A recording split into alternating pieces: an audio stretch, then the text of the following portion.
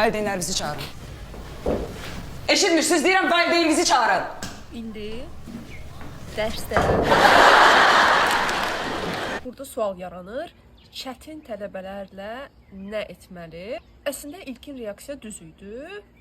Fəqət amma və lakin dərs gedə-gedə demək ki, valideynlər bir çağır. Bir, valideynlər elə evdə gözləyir ki, bunları məktəbə çağırsınlar. İkinci məqam, dərs hələ qurtarmayıb, dərsin ortasında tələbələri valideynləri çağırması üçün göndərmək absurddur.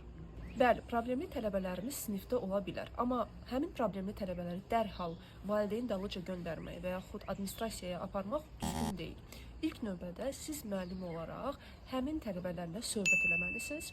Həm fərdi şəkildə, həm ikisi ilə bir yerdəki problem nədir? Və siz müəllim olaraq hər iki tələbəyə necə köməkçi ola bilərsiniz?